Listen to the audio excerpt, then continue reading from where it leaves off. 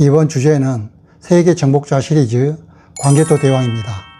한국 역사상 가장 광활한 영토를 개척한 대륙의 정복자, 39세 갑작스런 죽음으로 역사적 안타까움을 남기는 왕, 현대인들이 광개토 대왕으로부터 반면 교사 삼아야 할 시사점 교훈에 대해 살펴보도록 하겠습니다.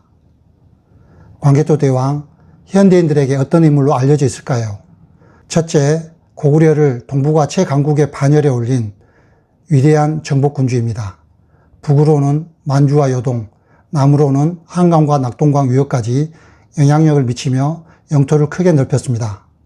둘째, 국가적 위기를 극복하고 고구려의 전성기를 이끈 탁월한 전략가입니다. 할아버지인 고구원왕이 백제 근초국 왕과의 평양성 전투에서 전사하는 비극을 겪었고, 이후 소수림 왕과 고국 양왕이 율령 반포와 불교 수용 등을 통해 내실을 다졌습니다.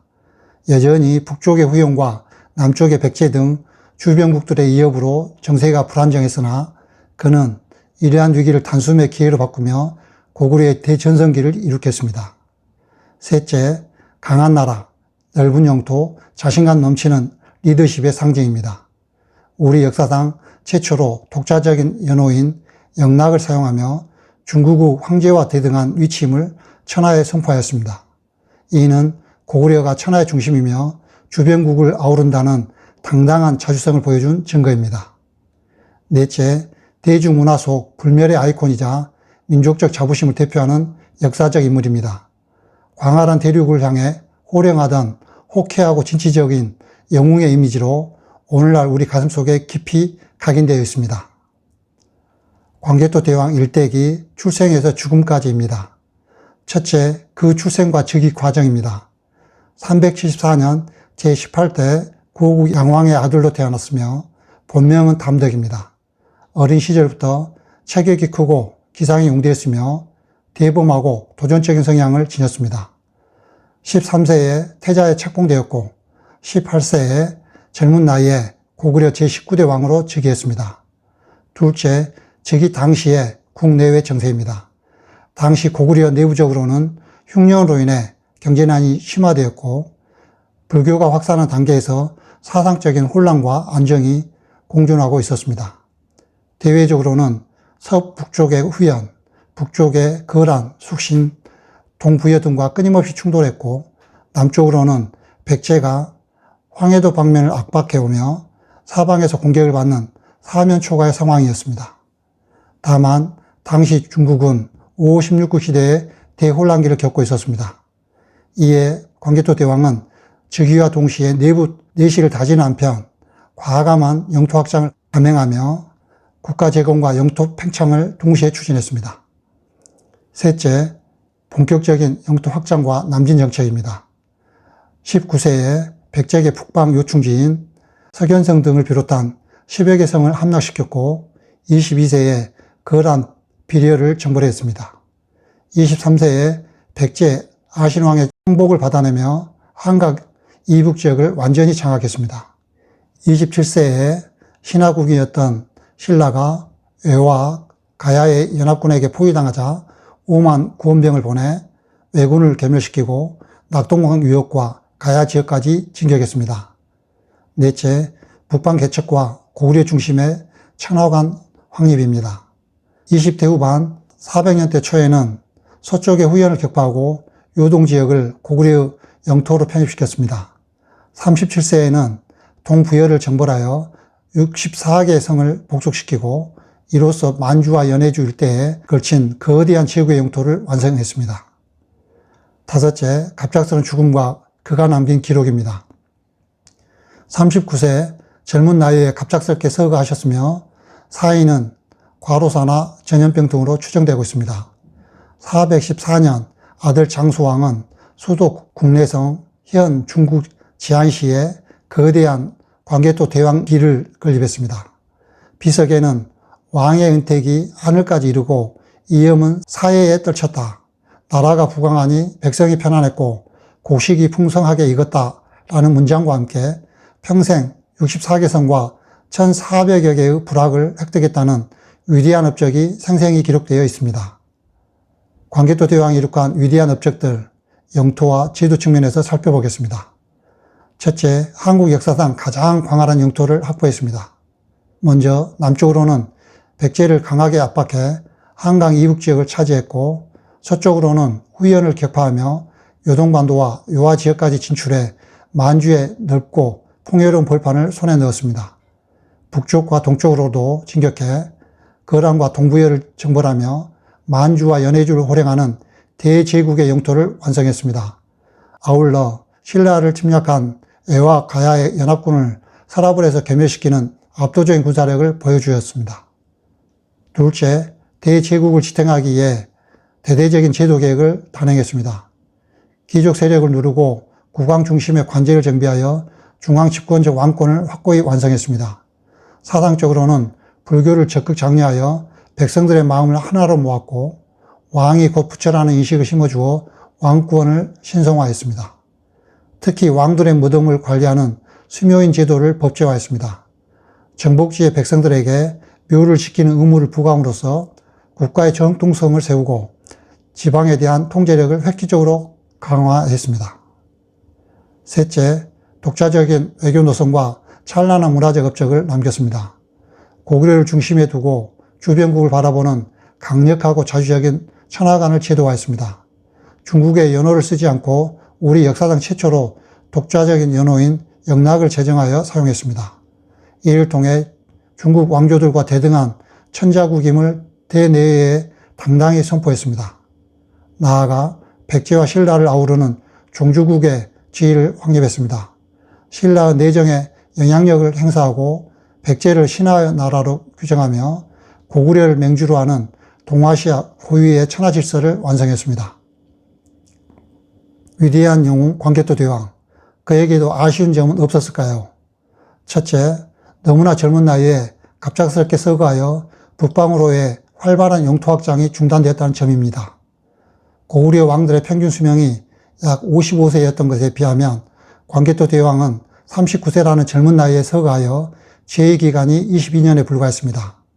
당시 중국은 5, 16국의 대혼란기로 후연이 멸망하는 등 고구려가 북방으로 더 나아갈 수 있는 최적의 정세였음에도 불구하고 대왕의 갑작스러운 죽음으로 적극적인 영토 확장이 멈추게 된 것은 큰 아쉬움으로 남습니다. 둘째, 대규모 영토 확장 이후 민생과 재정, 제도를 정비할 시간적 여유가 부족했다는 점입니다. 22년의 재기간 내내 쉬지 않고 대규모 정벌을 감행하다가 갑자기 세상을 떠났습니다. 전방위적인 전쟁을 치르는 동안 막대한 군사 재정과 노동력이 소모될 수밖에 없었습니다. 이로 인해 정복지에 대한 체계적인 행정 조치나 중앙 집권적 통치 등 정복 후유증을 수습하는 데 한계가 있었습니다. 또한 대왕의 리더십, 군사 전략, 통치 철학 등을 체계적인 기록물로 남길 시간이 부족했던 탓에 오늘날 우리가 그의 위대한 역사적 발자취를 온전히 파악하는데도 아쉬운 한계로 작용하고 있습니다. 셋째, 삼국을 완전히 복속시키지 못해 훗날 장수왕이 평양 천도와 남진 정책을 추진하는 배경이 되었다는 점입니다. 위기에 처한 신라를 구원하기 위해 왜군을 격파하고 가야 지역까지 진격했으나 이를 고구려 영토로 편입하지는 않았습니다. 백제 아신왕의 항복을 받아내고도 그 국가체제를 그대로 인정해 주었습니다. 결국 이러한 남방의 미완성 과제는 아들인 장수왕이 즉위 15년차 34세에 수도를 국내성에서 평양으로 천도하며 본격적인 남진 정책을 펼치는 계기가 되었습니다.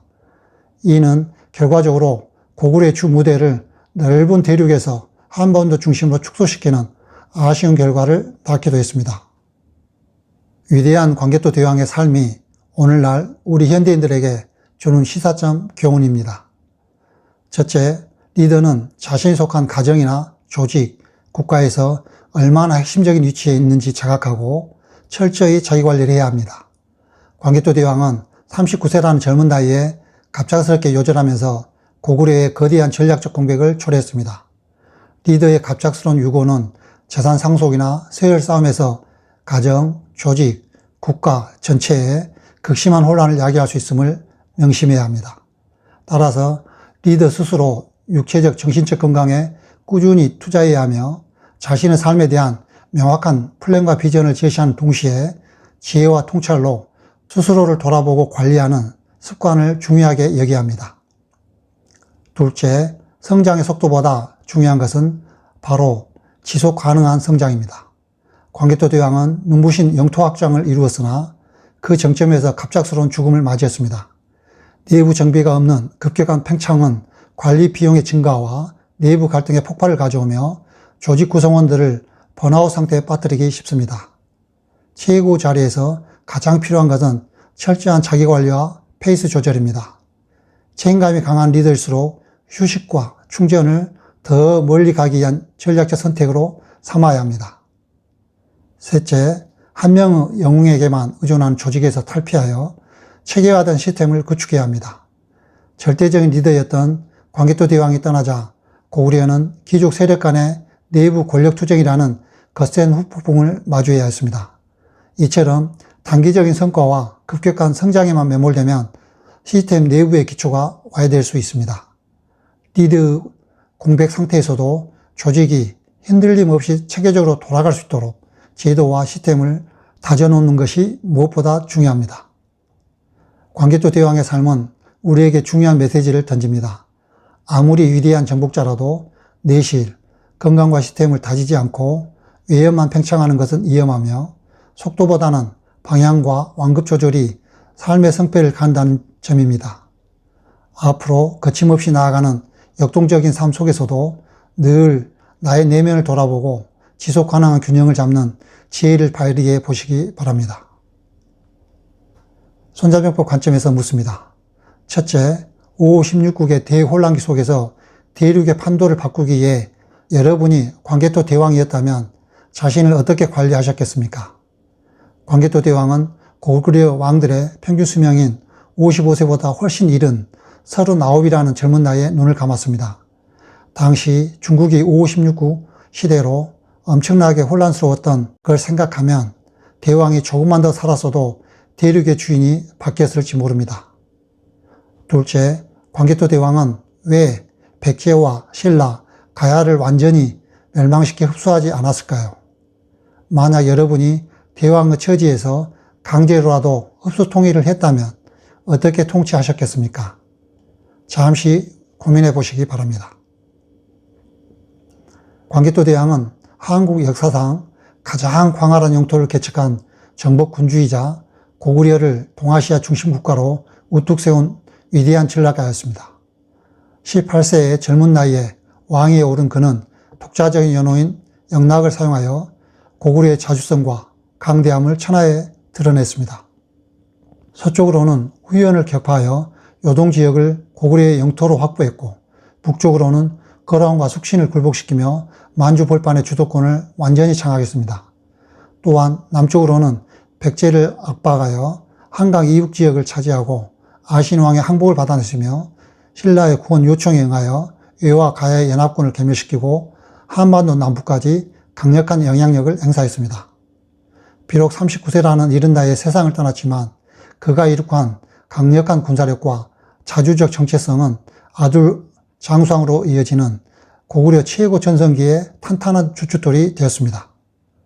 이처럼 광개토 대왕의 활약은 고구려의 황금기를 대표하는 상징이 되었으며 오늘날까지 한국사에서 가장 위대한 정복군주로 높이 평가받고 있습니다. 우리 역사상 가장 위대한 영웅인 광개토 대왕의 일대기를 통해 여러분도 스스로의 내실, 건강과 시스템을 다지고 주변을 냉철히 돌아보는 뜻깊은 시간이 되셨으면 합니다. 시청해 주셔서 감사합니다.